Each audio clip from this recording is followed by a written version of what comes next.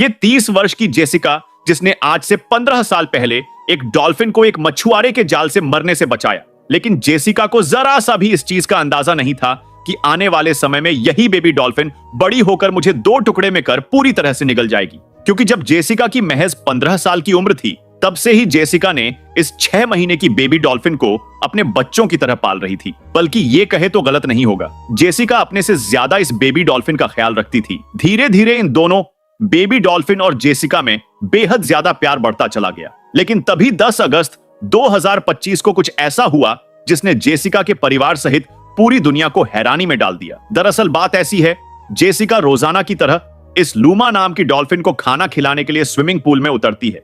लेकिन जैसे ही swimming pool में उतरती है, तभी जेसिका नोटिस करती है यह लूमा नाम की डॉल्फिन बाकी दोनों के मुकाबले इस दिन कुछ अलग तरह से व्यवहार कर रही है। इसी को देखते हुए जेसिका अचानक डर के स्विमिंग पूल से बाहर निकल आती है, क्योंकि उस दिन यह लूमा नाम की डॉल्फिन बार बार स्विमिंग पूल में जोर जोर से चिल्लाती और साथ में ऊंची ऊंची छलांग लगाती है। इस चीज को देखते हुए जेसिका डर जाती है, क्योंकि यह आवाज कोई नॉर्मल आवाज नहीं थी, बल्कि एक ऐसी जंगली आवाज थी जो शिकार के लिए तड़प रही थी। लेकिन तभी 2 घंटे इंतजार करने के बाद जैसी ही जेसिका दोबारा स्विमिंग पूल में उतरी, तभी यह लामा नाम की डॉल्फिन अपनी मालकिन जेसिका को अपने कड़े जबड़े में दबाकर स्विमिंग पूल की गहराई में पहुंच जाती है।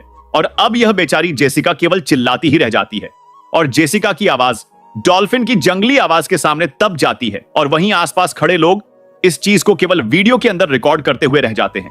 और अब किसी की जरा से भी हिम्मत नहीं हुई कोई दोबारा स्विमिंग पूल में उतारकर जेसिका की खबर ले सके और जान बचा सके। और पूरे 2 घंटे बीत जाने के बाद अचानक यह लामा नाम की डॉल्फिन स्विमिंग पूल की सतह पर तैरती हुई नजर आती है।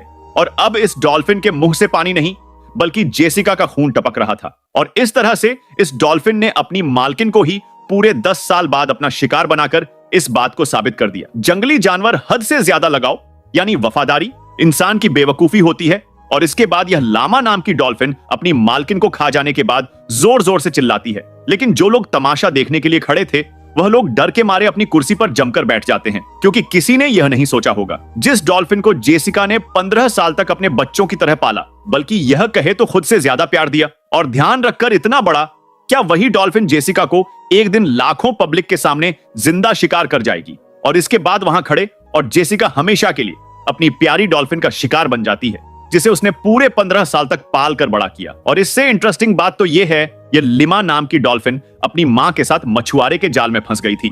लेकिन जेसिका इसकी मां को तो नहीं बचा पाई, लेकिन इस बेबी डॉल्फिन को बचाने में कामयाब हो गई। और इस जेसिका ने इस लुमा नाम की डॉल्फिन से खूब पैसा कमाया, लोगों को तमाशा दिखाकर। लेकिन आखिर में जेसिका यह भूल बैठी थी कि डॉल्फिन एक समुद्री जानवर है जिसका कभी कोई भरोसा नहीं होता।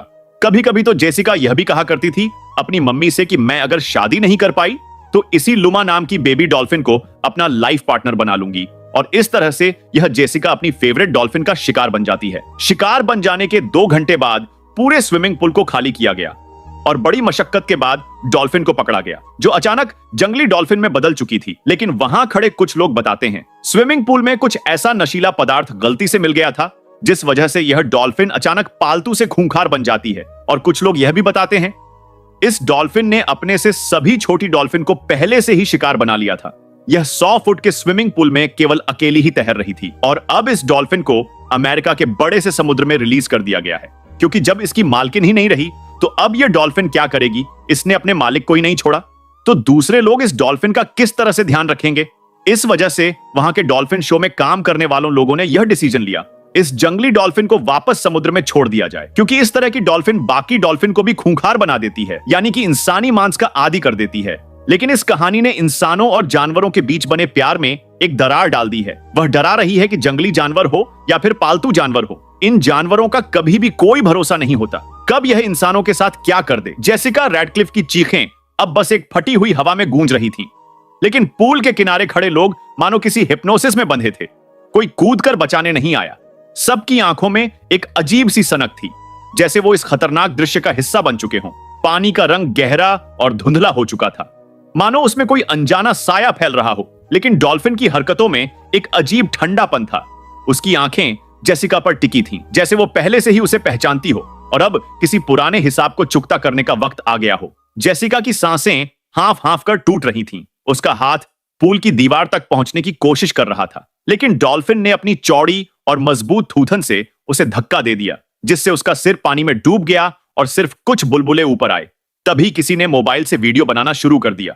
क्लोजअप शॉट में जेसिका का चेहरा पानी के अंदर था, आंखें खुली और भय से भरी, और डॉल्फिन का मुंह उसके कंधे से लगा हुआ धीरे धीरे खींचते हुए उसे अपनी ओर खींच रही थी। लोग चिल्ला नहीं रहे थे, बल्कि कुछ तो मुस्कुरा रहे थे, जैसे किसी विचित्र बलिदान को देख रहे हों। और अचानक एक तेज झटका जेसिका के शरीर में लगा। डॉल्फिन ने उसे पानी में घुमा दिया। उसका शरीर आधा पानी के ऊपर आया और आधा नीचे। उसी वक्त हवा में एक तीखी सीटी बजी।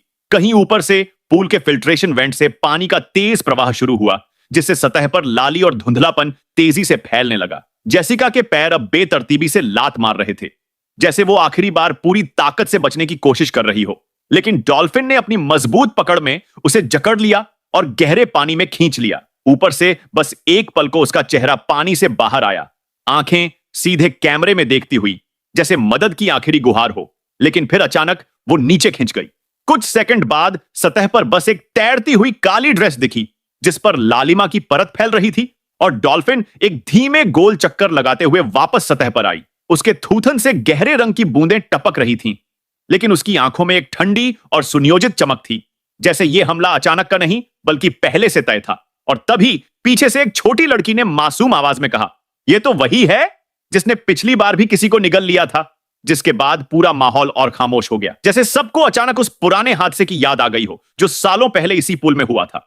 और अब सबकी नजर डॉल्फिन और पानी के अंदर गायब जेसिका पर टिकी थी। लेकिन किसी को पता नहीं था कि पानी के नीचे अभी क्या चल रहा है। फिलहाल आज की वीडियो में इतना ही। इस वीडियो को ज्यादा से ज्यादा अपने तमाम दोस्तों, रिश्तेदारी में शेयर करें।